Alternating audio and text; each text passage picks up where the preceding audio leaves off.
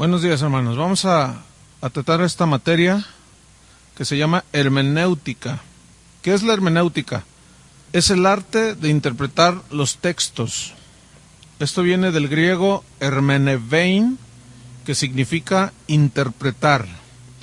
En 2 de Pedro, capítulo 3, versículo 15, el apóstol habla de algo muy importante que les quiero leer. 2 de Pedro 3:15, refiriéndose a Pablo, dice: y tened entendido que la paciencia de nuestro Señor es para salvación, como también nuestro amado hermano Pablo, según la sabiduría que le ha sido dada, os ha escrito casi en todas sus epístolas, hablando en ellas de estas cosas, entre las cuales hay algunas difíciles de entender.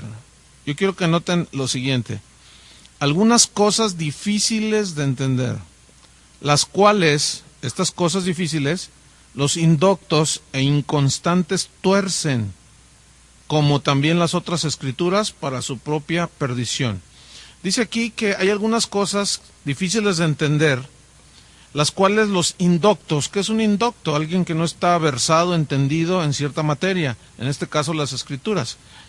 ¿Y qué es un inconstante? Es alguien que hoy lee la Biblia y mañana no, viene a la congregación este domingo y dentro de un mes vuelve a venir. Ese es un inconstante. Entonces la Biblia dice que los indoctos, los que no han estudiado a profundidad, a conciencia, y que son inconstantes, desgraciadamente, tuercen las escrituras, las tuercen e inventan un montón de herejías y de doctrinas raras. Y aquí las otras escrituras se refieren al Antiguo Testamento, pero hay una palabra que quiero que pongan atención. Dice que estas cosas difíciles de entender las tuercen para su propia perdición. Entonces, es muy importante la doctrina, es muy importante la sana doctrina, porque de esa manera podemos nosotros caminar seguros. En 2 de Pedro, en el capítulo 1, en el versículo 19, 2 de Pedro 1:19, también aquí veamos lo que dice el apóstol. 2 de Pedro, capítulo 1, vamos a ubicarla, 2 de Pedro 1:19. Tenemos también la palabra profética más segura, que es la Biblia, a la cual, dice, hacéis bien en estar atentos, hacemos bien en estar atentos, como a una antorcha que alumbra en un lugar oscuro, y en medio de la oscuridad del mundo y de tanta turbulencia y oscuridad espiritual y errores doctrinales y filosofías humanas, dice que es bueno estar atento a la palabra de Dios, hasta que el día esclarezca y el lucero de la mañana salga en vuestros corazones. Es decir, tenemos que atender a lo que la Biblia dice para tener la luz y el entendimiento de las cosas que Dios nos ha dado por herencia. En el capítulo 2, versículo 1 al 3, ahí habla la razón por la cual debemos estar atentos y no ser indoctos, sino estudiosos de la palabra de Dios. Dice Pedro en la segunda, en el capítulo 2, versículo 1, pero hubo también, si los hubo en el pasado, pues también en el presente lo hay. Dice, pero hubo también falsos profetas entre el pueblo, como habrá entre vosotros falsos maestros.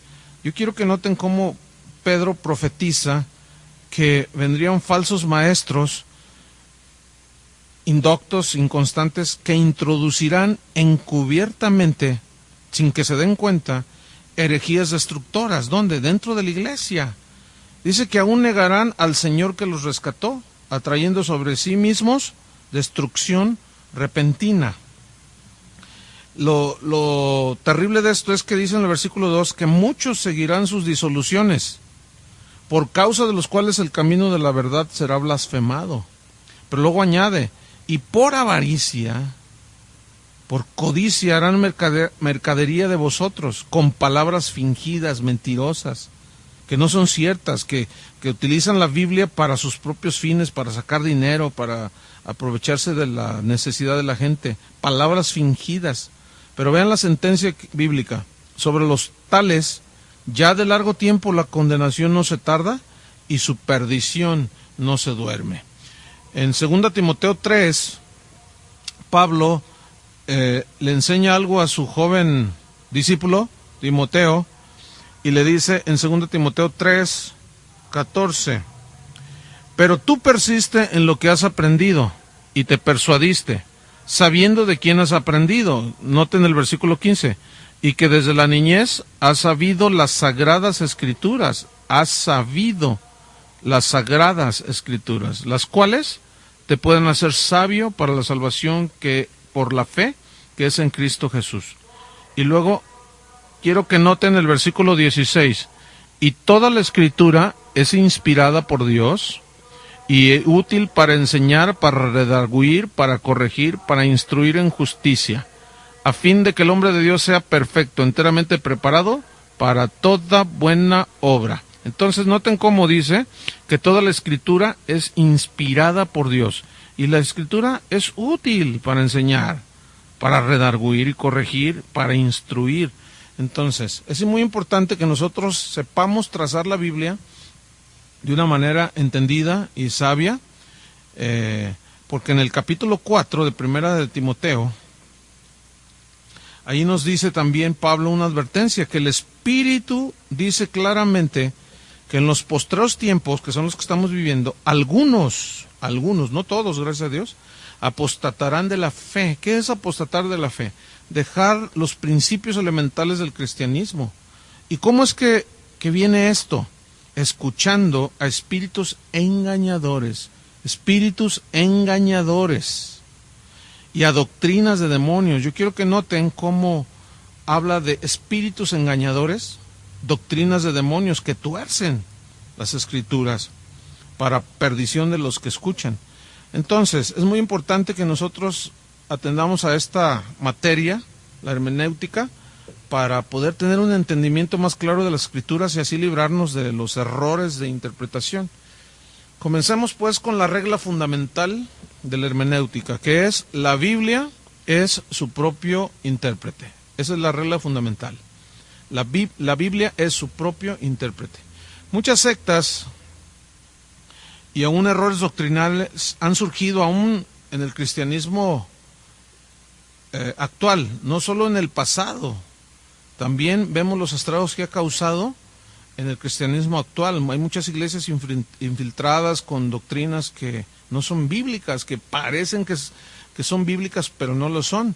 Porque al ignorar este principio de que la Biblia es su propio intérprete, se toman textos, se toman pasajes, los cuales los arrancan y los interpretan aisladamente, sin permitir, por otro lado, que la Escritura misma explique, a sí misma se explique, y así poder nosotros entender. Por ejemplo, en Hechos 20, 26, San Pablo dice que él no rehusó enseñarles todo el consejo de Dios, todo el consejo, toda escritura, todo tema, todo principio, toda doctrina que sea en la Biblia. Pablo dijo: yo no he rehusado enseñarles todo el consejo de Dios. Y así, cada líder, cada pastor, cada estudiante de la Biblia tiene que estudiar todo el consejo de Dios y enseñar todo el consejo de Dios. Para eso se requiere pues una buena interpretación de las escrituras. Si nosotros aprendemos este principio de que la Biblia se interpreta a sí misma, no solo entenderemos los textos, sino las doctrinas cristianas, y ellas son las que van a marcar nuestra fe, nuestra conducta y nuestra moral. Entonces es muy importante. Les voy a hacer una pregunta: ¿quién fue el primer intérprete de la palabra de Dios? ¿Ya lo pensaron? Satanás, exactamente. Satanás fue el primero. Pero ¿cómo la interpretó? ¿Cómo interpretó la orden de Dios? Mal. Torció su significado. En Génesis 3, del 1 al 7, ahí habla cuando Dios puso al hombre en el huerto, y cómo Dios le dijo: mira, de todos los árboles del huerto podrás comer, pero menos de Le dio libre voluntad, capacidad de decidir por sí mismo. Pero la insinuación y el engaño de Satanás vino cuando a Eva le dijo, con que Dios os ha dicho. Es decir, puso en tela de duda el mandamiento de Dios. Y le dio a entender, no, mira, en realidad Dios es un Dios egoísta. ¿Cómo es posible que...? Y le hizo a ver que pusiera sus ojos en solamente un árbol. Cuando Dios, que es un Dios que los bendijo en abundancia, le dijo, de todos los árboles del huerto podrás comer. Entonces vemos cómo desde allí Satanás siempre trata de enfocar, en este caso, en la prohibición que Dios les estaba haciendo y magnificarla. Y eso es lo que Satanás sigue haciendo hasta el día de hoy. Tuerce la interpretación, la interpreta mal y tuerce el significado original que Dios le dio a su palabra. Otro ejemplo muy claro lo vemos en Mateo capítulo 4, versículos 1 al 7, cuando Jesús es llevado por el Espíritu para ser tentado. Y dice la Escritura que Satanás le hizo 3 tentaciones. Le dijo, si eres hijo de Dios, di que estas piedras se conviertan en pan. Y Jesús le responde, escrito está, Satanás, no solo de pan vivirá el hombre. Fíjense, Jesús sabía que él era el Hijo de Dios, pero ¿por qué le dijo, si eres hijo de Dios? Estaba tratando de desvirtuar el propósito por el cual Jesús vino. Sin embargo, Jesús se protegió con la misma palabra de Dios y le dijo, escrito está, Satanás, no solo de pan vivirá el hombre, sino de toda palabra que sale de la boca de Dios. Entonces le dijo, escrito está, ya está establecido, ya está... Dios estableció su palabra para que sea nuestra regla de fe, de conducta y de nuestros principios que rigen nuestra moral. Enseguida Satanás hace una segunda tentación y le dice, mira, dice que lo llevó a un lugar alto y le dijo, tírate. Entonces el diablo cita el Salmo 91 y le dice, al cabo está escrito, lánzate al vacío, que al cabo está escrito que Dios mandará a sus ángeles y ellos te van a guardar en todos tus caminos. Pero Jesús le responde, escrito está también, noten esto, escrito está también, no tentarás al Señor tu Dios. Es decir, Satanás siempre tratará aún a los cristianos de engañarles torciendo las Escrituras, pero esto logra hacerlo cuando el estudiante de la Biblia, cuando el creyente no se toma el tiempo para estudiar y como en este caso, estudiar las reglas de interpretación que nos van a ayudar a entender los pasajes. Posteriormente, Satanás le dice que le mostró todos los reinos del mundo y le dijo, todo esto te doy si postrado me adorares. Y Jesús le dijo, vete, Satanás, porque escrito está. Yo quiero que noten que las 3 veces, las 3 tentaciones de Satanás a Jesús, Jesús dijo, escrito está, escrito está, escrito está. Pero yo quiero que noten, por otro lado, cómo Satanás solo le ponía el lado A, pero Jesús le cambiaba el cassette al lado B. ¿Por qué? Porque así tiene que ser. Tenemos que ver el contexto general de la Biblia. Entonces, él torció su significado y lo seguirá haciendo. Y esta materia nos va a ayudar a protegernos de ese mismo error. Ok, vamos a ver la primera regla de interpretación. Dice así, se deben tomar las palabras en sentido figurado, es decir, se toman según el uso ordinario de la época en que se escribió.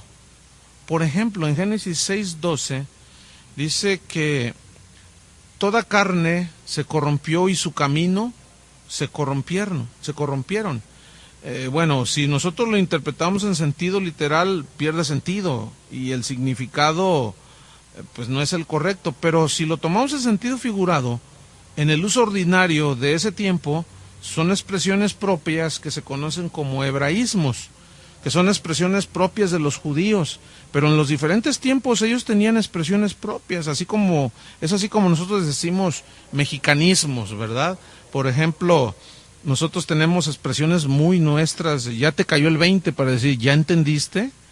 Entonces, ellos usaban también palabras propias de su tiempo, y entonces aquí aparece carne, pero aquí carne son personas, y caminos son conductas, formas de vida que ellos tenían. En Lucas 14, versículo 26, allí Jesús habla, el que no aborrece a su padre y a su madre, no puede ser mi discípulo.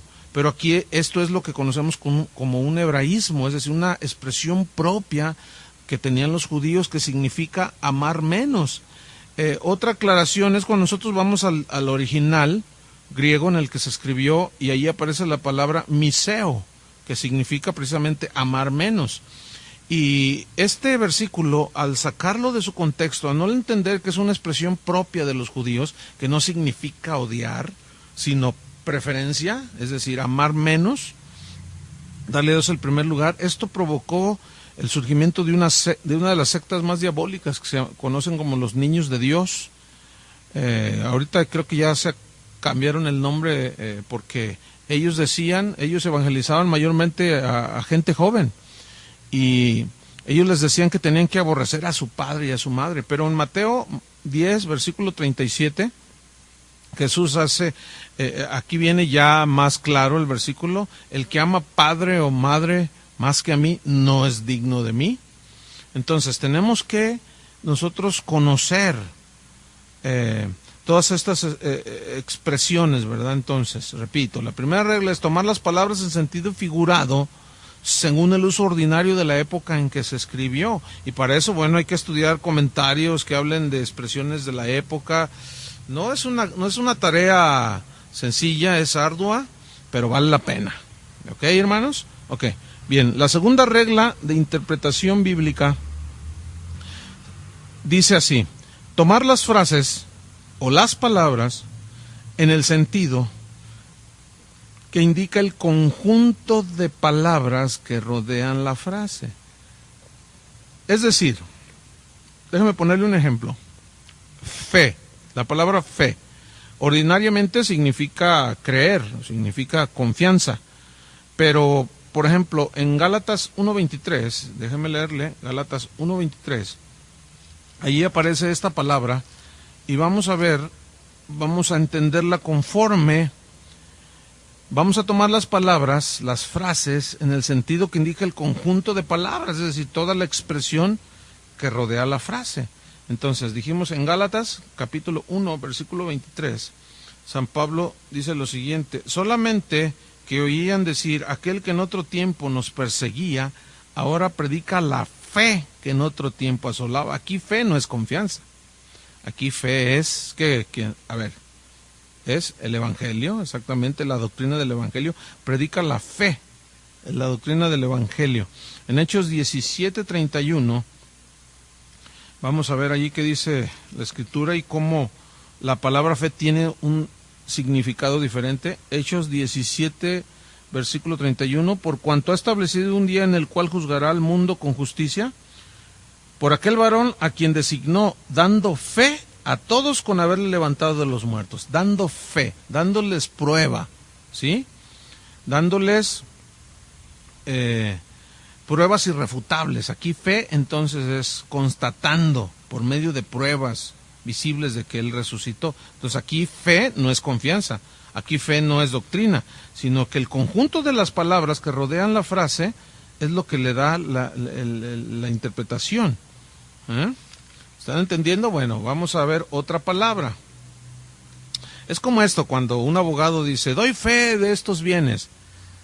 ¿Qué significa eso? Doy fe, doy constancia de que aquí están estos bienes.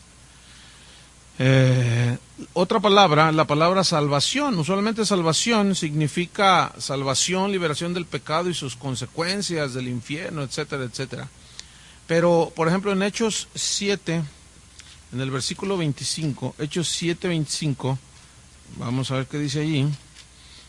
Está hablando aquí Esteban, Hechos 7:25, pero él pensaba, o sea, Moisés, que sus hermanos comprendían que Dios les daría libertad. Aquí aparece libertad, en algunas versiones aparece salud o salvación, que les daría salvación por mano suya, mas ellos no lo habían entendido así.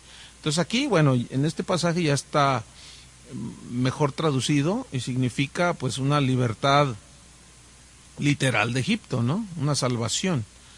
En Romanos 13, en el versículo 11, Romanos 13:11, vamos a ver qué dice. Y esto conociendo el tiempo, que es ya hora de levantarnos del sueño, porque ahora está más cerca de nosotros nuestra salvación que cuando creímos. A ver, pastor, explíqueme. ¿Cómo? ¿Que no soy salvo? Entonces, ¿por qué dice que está más cerca de nosotros nuestra salvación que cuando creímos? ¿Qué significa aquí salvación? Significa la venida de Cristo. Está más cerca la venida de Cristo que cuando creímos. Entonces, salvación, noten los diferentes significados que te lo da a tomar el conjunto de la frase toda. Entonces, no podemos sacar arbitrariamente y darle interpretaciones arbitrarias, como ahí en Timoteo, donde dice que la mujer se salvará engendrando hijos. Bueno, no es salvación de condenación, sino allí habla de será sólida en su carácter, salvará su testimonio. En Hebreos capítulo 2, vamos a ver qué dice allí. Ahí está otro ejemplo, en el versículo 1.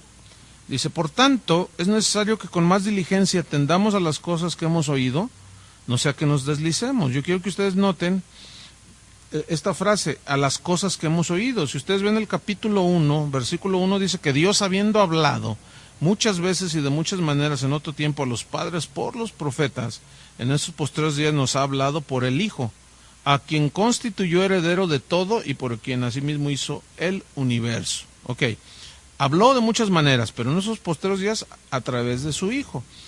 Entonces, él está hablando de no ser duros de corazón, en fin, pero en el versículo 1 del capítulo 2, por tanto es necesario que con más diligencia atendamos a las cosas que hemos oído, no sea que nos deslicemos, porque si la palabra dicha por medio de los ángeles fue firme, y toda transgresión y desobediencia recibió justa retribución, escuchen el versículo 3, ¿cómo escaparemos nosotros si descuidamos una salvación tan grande? Ahí salvación, ¿qué es? Es el mensaje. Aquí no está hablando de si se pierde o no la salvación. Aquí salvación es si descuidamos lo que hemos oído. ¿Y qué hemos oído? El mensaje, ¿sí? La cual, o sea, esta salvación tan grande, habiendo sido anunciada, ahí está, la proclamación del Evangelio, primeramente por el Señor, nos fue confirmada por los que oyeron, que el mensaje, ¿sí?, del Evangelio. Entonces, quiero que vayan notando cómo es importante el estudio de esta materia. Hay otra palabra muy común en la Biblia que es la palabra gracia. Usualmente, gracia significa favor inmerecido de parte de Dios. Pero en Efesios 2:8 dice que somos salvos por gracia. Por gracia sois salvos por medio de la fe. Y aquí gracia es misericordia y bondad.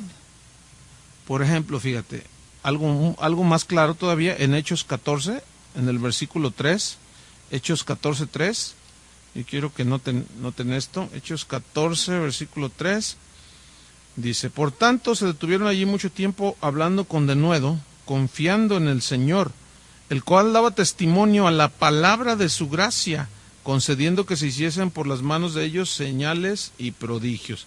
Allí, la palabra de su gracia, ¿qué es? Según el contexto de la frase, el conjunto de la frase, la predicación del Evangelio, muy bien. Hay otra palabra muy común que es la palabra carne. Usualmente, es una expresión muy judía esa, y del tiempo de Jesús, y bueno, desde el tiempo de muchos años. La palabra carne usualmente significa persona. Por ejemplo, en Efesios 6:12 dice, porque no tenemos lucha contra carne y sangre. O sea, no nos vamos a pelear con un filete, ¿verdad? Tampoco, no. Carne y sangre son personas, entonces se debe de entender así, porque no tenemos lucha contra personas, sino contra huestes espirituales de maldad. Nuestra lucha verdadera no es contra personas, sino contra huestes espirituales de maldad. En Ezequiel 36:26, ahí hay una promesa del Señor de que quitará el corazón de piedra y nos dará un corazón de carne. A ver, ¿cuántos tienen corazón de piedra? ¿A qué se refiere corazón de piedra? Obviamente no es literal, se refiere a una dureza espiritual.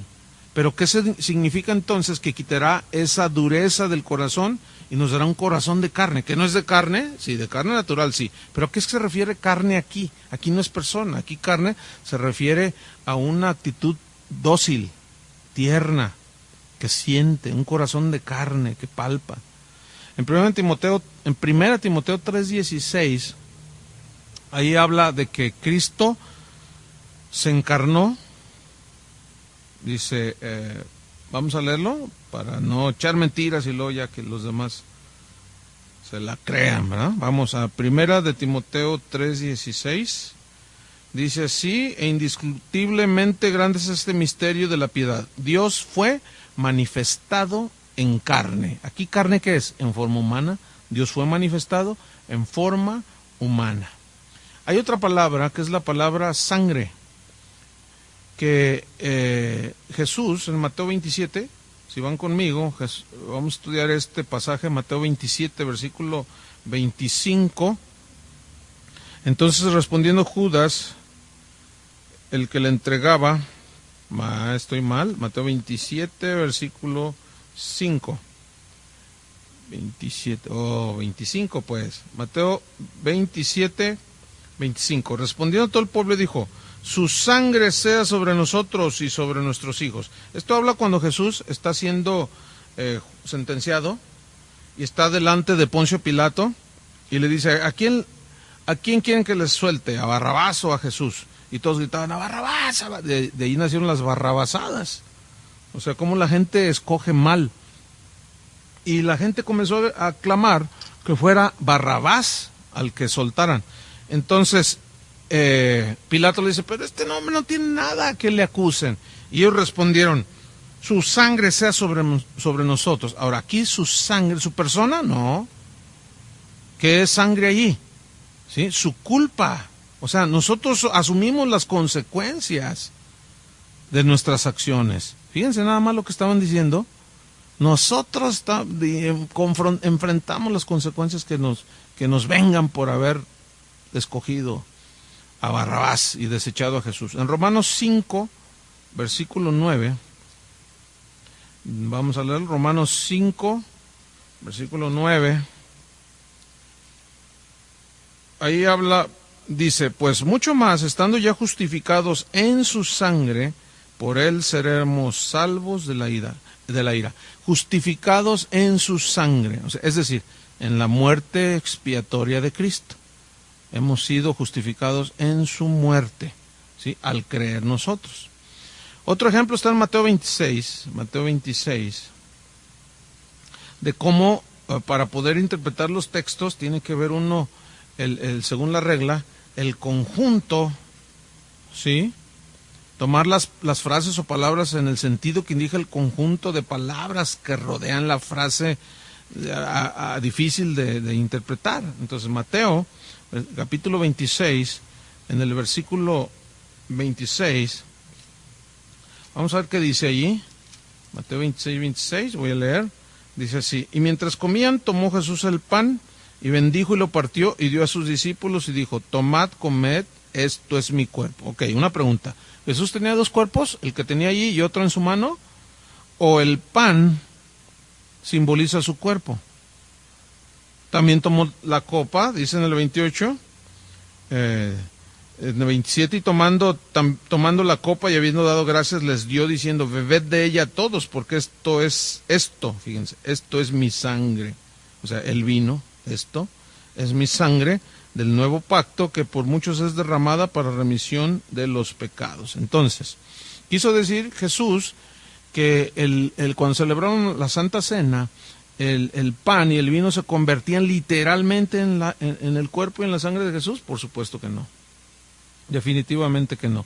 Y esto ha sido uno de los errores más aberrantes dentro del catolicismo romano, porque ellos afirman que creen en la transubstanciación, y es una doctrina que inventaron de que el cuerpo y la sangre de Jesús, de que el pan y el vino se convierten literalmente en el cuerpo y la sangre de Jesús, pero no es así. ¿Por qué? Porque el mismo conjunto de la frase nos indica que es algo simbólico. Por eso Pablo dijo: yo recibí lo mismo que dijo el Señor Jesús la noche que fue entregado, habiendo tomado el pan, lo partió y les dijo: tomad, comed, esto es mi cuerpo. Y tomando asimismo la copa, les digo: beban de ella todos, porque no la volveré a beber con vosotros hasta que estemos en el reino de mi Padre. Entonces, vamos a volver a beber, pero ya es símbolo nada más. El vino de su sangre y el pan de su cuerpo. En Mateo 16, 19, Jesús le dice a Pedro, a ti te daré las llaves del reino de Dios, de los cielos. Y aquí llaves, obviamente que es algo simbólico, por supuesto, porque el reino de Dios no es algo tangible aquí para nosotros. Entonces, al ser un reino espiritual, pues se entiende que las llaves es espiritual, pero las llaves tienen poder de abrir. Entonces, aquí significa llaves en la Biblia, siempre que tú veas llaves, es autoridad. Entonces, yo te doy la autoridad para que abras el reino de los cielos. Y esto se ve en Hechos capítulo 2, cuando Pedro, en este caso, predica en el día de Pentecostés y la gente se convierte. ¿Qué debemos de hacer para ser salvos? Y Pedro les predica el evangelio y les abre las puertas del reino de los cielos. ¿Ok? Bien, vámonos sobre la tercera regla. La tercera regla de interpretación bíblica dice así: tomar las palabras en su contexto, es decir, los versículos anteriores y posteriores, para poder tener una correcta interpretación de las Escrituras. Por ejemplo, en el Evangelio de San Juan, Jesús está dando una disertación aquí. Están los fariseos, los que no lo querían, estaban sus discípulos, y Jesús da un discurso que es de los más espirituales y enriquecedores dentro del mensaje de Jesús. Él está hablando, en el versículo 53, Jesús les dijo, de cierto os digo, si no coméis la carne del Hijo del Hombre y bebéis su sangre, no tenéis vida en vosotros. El que come mi carne y bebe mi sangre tiene vida eterna, y yo le resucitaré en el día postrero. Porque mi carne es verdadera comida y mi sangre es verdadera bebida. El que come mi carne y bebe mi sangre, en mí permanece y yo en él. Entonces, en el 58 dice, este es el pan que descendió del cielo, no como vuestros padres que comieron el maná y murieron. El que come de este pan vivirá eternamente. Ahora, estas palabras para los judíos que eran escrupulosos en cuanto a la comida, si Dios les había dicho que ellos no debían comer carne inmunda y mucho menos carne humana, cuando Jesús les dice, el que no coma mi carne, beba mi sangre, no, pues sonaba aberrante. Pero ellos no estaban entendiendo, ellos lo estaban tomando literal. ¿Cómo es posible que nos diga que, de hecho ellos mismos mencionan, ¿cómo es posible que nos dé a comer su carne y a beber su sangre? ¿Qué le pasa a este hombre? Pero en el mismo capítulo, en el versículo 60, al oír estas palabras, muchos de sus discípulos dijeron, dura es esta palabra, ¿quién la puede oír? Porque para ellos no entendían. Pero fíjate lo que Jesús dice, sabiendo Jesús en sí mismo que sus discípulos murmuraban de esto, les dijo, ¿esto os ofende? Pues ¿qué si vierais al Hijo del Hombre subir a donde estaba primero? El Espíritu es el que da vida, el Espíritu es el que da vida. La carne para nada aprovecha. O sea, hay que hacer una distinción entre lo que es espiritual y lo que es literal. Las palabras que yo os he hablado son espíritu y son vida. ¿Son qué? Espíritu y son vida. Ahí Jesús da dentro del mismo contexto el significado de que son palabras espirituales, no literales. Ahora vamos a estudiar Mateo 18, donde hay 3 versículos que dentro de la iglesia cristiana se han desatado algunas doctrinas que no tienen nada de bíblico, porque han sido sacadas de su contexto y se les ha dado la interpretación que han querido. En Mateo 18, por ejemplo, allí en Mateo 18 dice, todo lo que atare será atado en el cielo y todo lo que desatare será desatado en el cielo. Y esto, algunos han hecho creer que se refiere a atar y a desatar demonios. En el versículo 19 habla de, si 2 o 3 se ponen de acuerdo acerca de cualquiera cosa que pidieran, les será hecho por mi Padre. Y han desarrollado toda una doctrina acerca de la oración, que para que tenga más efectividad hay que ponerse de acuerdo. ¿Será esto lo que Jesús quiso enseñar? En el versículo 20 habla, porque donde están 2 o 3 congregados en mi nombre, ahí estoy yo en medio de ellos. Y este texto es infaltable que sea citado en reuniones donde muchas veces hay poca gente y los hermanos no llegan y el pastor se la saca de la manga y comienza, somos poquitos pero benditos, pero donde, como Jesús dijo, donde están 2 o 3 congregados en mi nombre, ahí yo estoy en medio de ellos. Pero realmente eso fue lo que Jesús quería decir. Esto aquí vamos a terminar esta clase y vamos a la próxima, vamos a estudiar concienzudamente el contexto de este capítulo para ver si es cierto que habla de atar y desatar demonios, a ver si podemos orar en unidad para que sea más efectivo, etcétera. Entonces aquí vamos a detenerlo y nos vemos la próxima clase.